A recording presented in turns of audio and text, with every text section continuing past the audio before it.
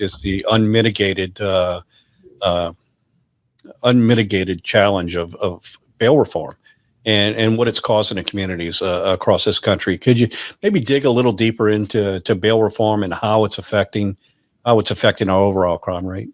Absolutely. Look, I mean, one thing I want to say is that, the impetus for bail reform is not crazy, right? It is, in fact, a legitimate critique to say that a system that centers the inquiry of pretrial release on essentially wealth can produce a lot of inefficiencies and inequities, right?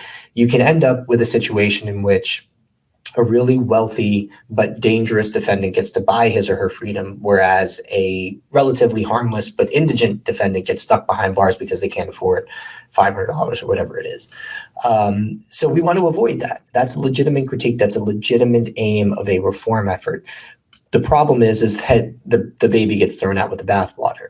And so what you end up doing is creating these systems like New York did, in which you're not only lowering the likelihood that people will be incarcerated in pretrial detention as a result of not being able to meet relatively low amounts of bail, despite the fact that they don't pose a significant risk to society. But what New York did was it did that and then also banned or continued to ban judges from even considering dangerousness or risk to society. And even in the jurisdictions in which the bail reforms are drawn up well, like New Jersey, for example, which is now re-examining its recent bail reform from 2014, is that you still need a willingness on the part of prosecutors to seek pretrial detention in appropriate cases, and a willingness on the part of judges to actually subject people to pretrial detention in appropriate cases. And what we end up seeing is that if you give people an inch, they'll take a yard.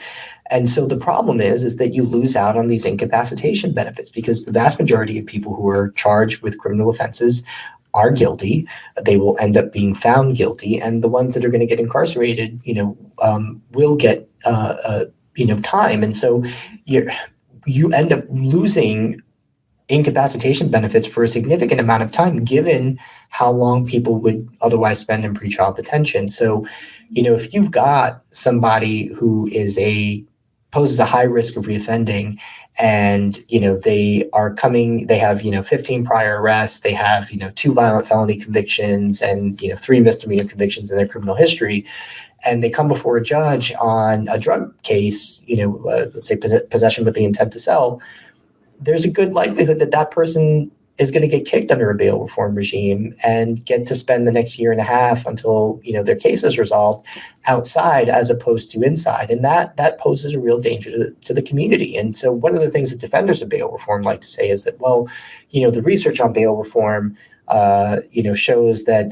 the pretrial population offends at the same rate post-reform that they did pre-reform. It's like, yeah, but you're dealing with a bigger pretrial population now. So even if that population offends at the same rate, you're still talking about an aggregate increase in crime that has real victims, that imposes real costs on society. And so, I think we have to get away from this idea that bail simply exists to secure someone's return to court. That's just not true. The Supreme Court has said that it's perfectly constitutionally permissible to hold people in pretrial detention simply on the grounds that they are dangerous. I agree with the reform sort of community insofar as I think that we should reorient the pretrial release inquiry around risk and not wealth. That said, I wouldn't get rid of cash bail altogether either, for the simple reason that I do think that there is some subpopulation of offenders whose risk you could sufficiently mitigate by tying their good behavior while awaiting trial to their bail, as opposed to just incarcerating them to mitigate that risk. So, for those people, I do think we should try and release them as long as we have reason to believe, through an algorithmic risk assessment or something like that, that we can mitigate their risk by tying their behavior to the cash that they put up.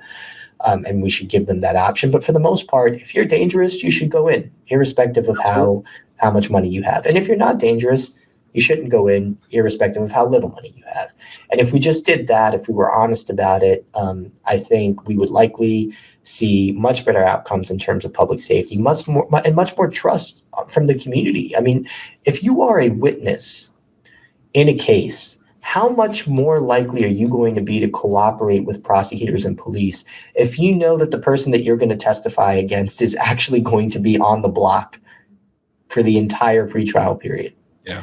I mean, that's a real concern. I mean, I've actually had people in law enforcement and in prosecutors' offices tell me that is actually coming up from witnesses who are now facing a new level of fear with respect to cooperation, simply because they know that there's a high likelihood that the person they testify against is going to end up back out on the street.